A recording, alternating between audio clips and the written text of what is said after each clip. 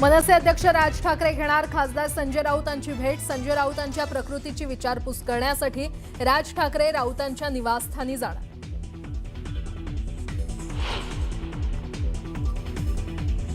आमच्याविषयी धूळफेक केली, आता मात्र लाचारीची वेळ आली आहे। उद्धव ठाकरेंची एकनाथ शिंदेंवर घणाघाती टीका।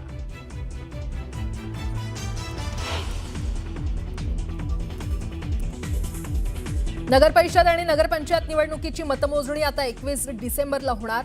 नागपूर खंडपीठाचा मोठा निर्णय तर अखेरच्या क्षणी असे घोळ भविष्यात टाळा। आयोगावर औरंगाबाद खंडपीठाचेही ताशेरे।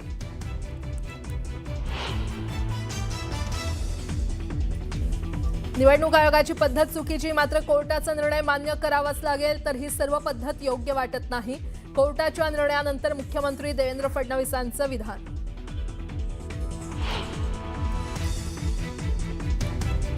गौरी पालवे गर्जे आत्महत्या प्रकरणी पीए अनंत गर्जेला 14 दिवसांची न्यायालयीन कोठडी। अनंत गर्जेची मानसशास्त्रीय तपासणी होणार।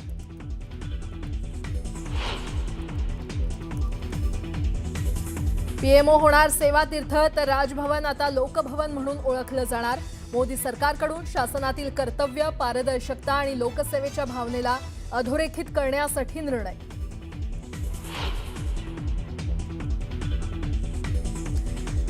डीआरडीओ कडून लढाऊ विमानांमधल्या एस्केप सिस्टमची यशस्वी चाचणी। हवाई दलासाठी अत्याधुनिक क्रू एस्केप प्रणाली।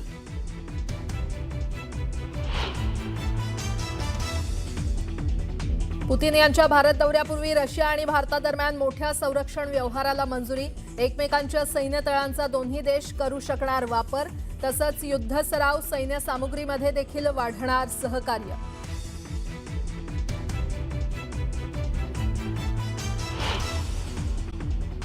नगर परिषदेच्या निवडणुकीमध्ये सिंधुदुर्ग जिल्हा सर्वाधिक चर्चेत आला। तो म्हणजे शिवसेना आणि भाजपमधल्या वादामुळे। मतदान संपायला काहीच तास शिल्लक राहिलेले असताना शिवसेना आणि भाजप कार्यकर्त्यांमध्ये तुफान लढा झाला। त्याचं घडलं असं की क्षुल्लक कारणावरून दोन्ही पक्षाच्या कार्यकर्त्यांमध्ये वाद झाला। हा वाद पोलीस स्टेशनपर्यंत गेला। पोलीस स्टेशनमध्ये दोन्ही बाजूचे कार्यकर्ते आक्रमक झाले आणि एकमेकांच्या अंगावर धावूनच गेले। कार्यकर्त्यांनी पोलिसांसमोरच एकमेकांना जीवे मारण्याच्या धमक्या दिल्या। दरम्यान शिवसेना जिल्हाप्रमुख संजू परब सावंतवाडी पोलीस ठाण्यामध्ये दाखल झाले असून पोलिसांसोबत त्यांची चर्चा सुरू झालेली होती।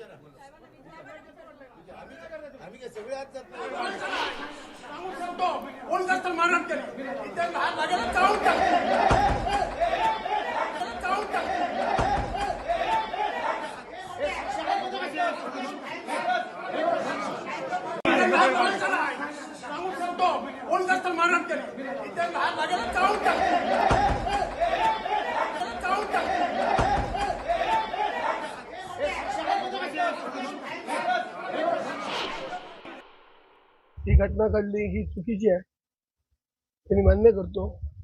पण तरी सुद्धा जर आम्ही एनसी केली, क्रॉस कंप्लेंट केली, ते क्रॉस कंप्लेंट करणं ह्याच्यातनं होणार काही नाही। फक्त सावंतवाडीची शांतता बिघडणं, एक सुजाण नागरिक म्हणून मला ते नको आहे। तशी बी त्यांना समज, त्यांच्या ज्येष्ठ जे नेते आलेत त्यांना तशी मी समज दिलेली आहे। भाजपचे पदाधिकारी आहेत, यांच्यामध्ये चर्चा झाली की पोलिसांची चर्चा काय घडलं? नाही, भाजपचे पदाधिकारी होते, पोलीस होते, मी चर्चा केली। बुलडाण्यामध्ये मतदान केंद्राबाहेरच राडा झाला। शिवसेना आमदार संजय गायकवाड यांच्या मुलानं पोलिसांनाच आव्हान दिल्याचं बघायला मिळालं। काही सजग नागरिकांनी एका बोगस मतदाराला रंगेहात पकडून दिलं। त्यानंतर त्याला चोप देत पोलिसांच्या ताब्यात देण्यात आलं। पण त्याच वेळी आमदार संजय गायकवाड यांचा मुलगा कुणाल तिथे आला आणि त्यानं त्या बोगस मतदाराला पोलिसांच्या तावडीतून पळून जायला मदत केली।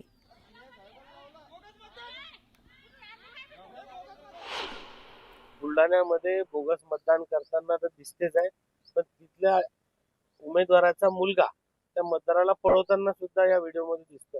याच्यावरून लक्षात येईल की त्यांनी प्रचंड प्रमाणात बोगस मतदार तिथे आणले आहेत आणि अशा मतदारांच्या मार्फत जर मतदान होत असेल तर लोकशाहीची थट्टा आहे। आणि म्हणून कृपया करून या कलेक्टर ऑफिसने, इलेक्शन कमिशनने, पोलीस विभागाने अत्यंत कडक कागदपत्रांची तपासणी झाल्याशिवाय मतदान करू देऊ नये आणि जिथे बोगस मतदान झालं असेल ते मतदान थांबवावं हे आमची विनंती आहे। जेव्हा काँग्रेसच्या कार्यकर्त्यांनी बोगस मतदार पकडले त्यावेळेस स्थानिक आमदारांच्या परिवारातील लोक येऊन त्या ठिकाणी पोलिसांशी हुज्जत घालतात आणि इथले ठाणेदार जे आहेत ते म्हणतात मी नॉमिनल कारवाई करतो. म्हणजे ही लोकशाहीची थट्टा यांनी लावलेली आहे. जो गुंडागर्दीचा जो आरोप होत होता, जो भ्रष्टाचाराचा आरोप होता, आज त्यांनी त्यांच्या वर्तणुकीतून आम्ही भ्रष्ट आहोत आणि आम्ही गुंडागर्दीला प्राधान्य देणार आहोत हे त्यांनी सिद्ध केलेलं आहे. मतदान बोगस करून घेणे, गाड्या भरभरून ग्रामीण भागातील मतदान शहरात आणले, हे मोठ्या प्रमाणावर अशा घटना या दुर्दैवाने घडून येत असताना आढळून येत आहे. राज्यातील सगळ्या नगर परिषद आणि नगरपंचायत निवडणुकीसाठीची मतमोजणी आता येत्या 21 डिसेंबरला होणार आहे.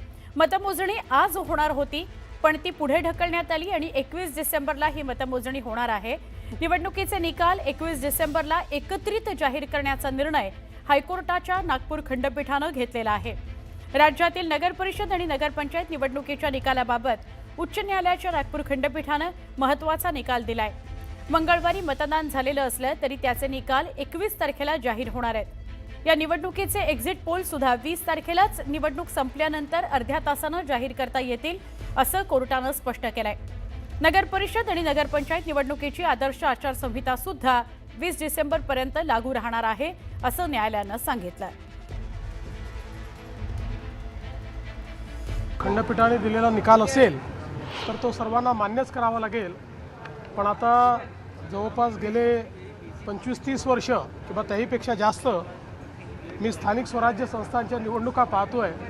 पण असं पहिल्यांदा घडतंय की घोषित केलेल्या निवडणुका पुढे चाललेल्या आहेत, त्याचे निकाल पुढे चाललेले आहेत. मला असं वाटतं की एकूणच ही जी काही सगळी पद्धती आहे ही पद्धती काही फार योग्य वाटत नाही. अर्थात खंडपीठ स्वायत्त आहे, त्यांनी निकाल दिला तर तो सगळ्यांना मान्य करावा लागेल. केवळ 24 ठिकाणी निवडणुका व्हायच्यात म्हणून 284 पैकी सगळी मतमोजणी पुढे करणं हे मला तरी योग्य वाटत नाही. मला आश्चर्य वाटलं की माननीय मुख्यमंत्र्यांचं स्टेटमेंट ऐकूनही मला जरासं आश्चर्य वाटलं, कारण का ते राज्याचे मुख्यमंत्री आहेत. जर मुख्यमंत्र्यांनी नाराजी व्यक्त केली असेल आणि एवढी टीका केली असेल तर जर राज्याचे मुख्यमंत्री ही जर इलेक्शन कमिशनबद्दल त्यांच्या मनात कटुता असेल तर मग त्या इलेक्शन कमिशनवर सामान्य माणसांनी विश्वास कसा ठेवायचा हा एक मोठा प्रश्न उभा राहतो.